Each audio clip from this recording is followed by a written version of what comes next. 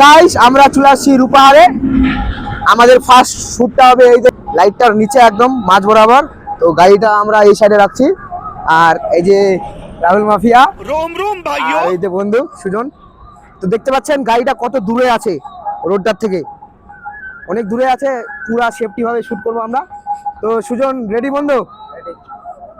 Action action. तू मेरे से प्यार करती है या नहीं करती, ये बता दे तू बस। नहीं, मैं तेरे से लास्ट बार पूछ रहा हूँ, तेरा मेरे से प्यार है या नहीं है?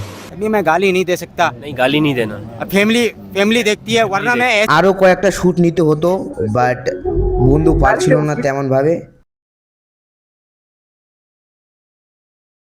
আমাদের প্রথম ভিডিও ক্যান্সেল হয়ে গেল, বন্ধুর দ্বারা হচ্ছে না। গালি নিয়ে দে না। তাই কোনো মতন করে ভিডিওটা এডিট করছি।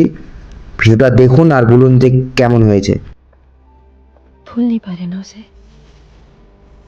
अंदर ही अंदर किसी के प्यार में चल रहा है। रिश्तों के टूटने का दर्द सहा मैंने, इसलिए हमेशा रिश्तों से दूर भागता रहा। दर्द सहने से बेटर है रिश्ते बनाओ ही नहीं। आज के बाद मुझे अपनी शक्ल में दिखाना।